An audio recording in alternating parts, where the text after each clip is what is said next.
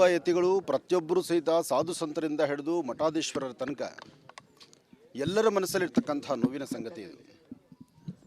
ಒಬ್ಬ ಜನನಾಯಕ ಆಗಬೇಕಾದ್ರೆ, ಒಂದು ಧರ್ಮ ಸಂಘಟನೆ ಮಾಡಬೇಕಾದ್ರೆ ಧರ್ಮದ ಪರ ಹೋರಾಡ್ತಕ್ಕಂಥ ಕಿಚ್ಚು ಆ ಹೃದಯದಲ್ಲಿ ಕಾಣಬೇಕು. ಅಂಥ ಹೃದಯದಲ್ಲಿ ಕಾಣುವಂತಹ ಕಿಚ್ಚು ಯಾರೆಲ್ಲರೂ ಇದ್ದರೆ ಅದು ಈಶ್ವರಪ್ಪ ಅವರಿಗೆ ಅಂತ ಎಲ್ಲರಿಗೂ ಗೊತ್ತಿರೋ ವಿಚಾರ. ಆದರೆ ಈ ಬಾರಿ ಇಂಥದ್ದೊಂದು ದೊಡ್ಡ ಅಸಮಾಧಾನದ ಆಗಿರ್ತಕ್ಕಂಥ ಸನ್ನಿವೇಶ ನೋಡಿದ್ರೆ ಇದಾಗಬಾರ್ದಿತ್ತು, ಆಗಿದೆ. ಆದರೆ ಇದು ಸರಿ ಹೋಗಬೇಕು, ಸರಿ ಹೋಗುತ್ತೆ ಇದು. ಅದಕ್ಕಾಗಿ ತಾಯಿ ಮಾರಿಕಾಂಬಾಳಲ್ಲಿ ಪ್ರಾರ್ಥನೆ ಮಾಡಿ, ಮೊನ್ನೆ ಅಷ್ಟೇ ಜಾತ್ರೆ ಆಯಿತು, ಬಹಳ ಅದ್ಧೂರಿತವಾದಂಥ ಜಾತ್ರೆ ನಡೆಸ್ಕೊಂಡಿದ್ದಾಳೆ ತಾಯಿ.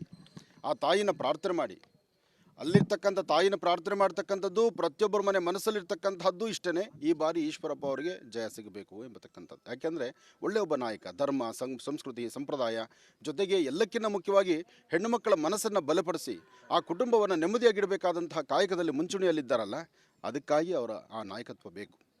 ಅದಕ್ಕಾಗಿ ಇವತ್ತು ಬಂದಿದ್ದೇವೆ. ಈಶ್ವರಪ್ಪರು ಕೂಡ ಸ್ಪಷ್ಟಪಡಿಸಿದ್ರು, ಅವ್ರಿಗೆ ಎಷ್ಟೊಂದು ಅನ್ಯಾಯ ಆಗ್ತಾ ಇದೆ, ಎಷ್ಟೊಂದು ಸಮಸ್ಯೆ ಆಗ್ತಾ ಇದೆ, ನಾವು ಬಂಡಾಯ ಅಭ್ಯರ್ಥಿ ಸ್ಪರ್ಧೆ ಮಾಡ್ತೇನೆ ಅಂತೇಳಿ. ಅದು ಕೂಡ ನಿಮ್ಮ ಆಶೀರ್ವಾದ ಕೂಡ ಕೇಳಿದ್ರು ಗುರುಜಿ. ಖಂಡಿತ. ಯಾಕೆಂದರೆ ಒಂದು ಧರ್ಮ ಮಾರ್ಗದಲ್ಲಿದ್ದು ಧರ್ಮ ಸಂಘಟನೆ ಮಾಡ್ತಾ ಶ್ರೀರಾಮ ಜಯ ರಾಮ ಜಯ ಜಯ ರಾಮ ಎಂಬತಕ್ಕಂಥ ರಾಮನಾಮವನ್ನು ನಿರಂತರವಾಗಿ ಪಠನೆ ಮಾಡ್ತಾ ಅಂದಿಗೂ ರಾಮ ಇಂದಿಗೂ ರಾಮ ಎಂದೆಂದಿಗೂ ರಾಮ ಎಂಬತಕ್ಕಂಥ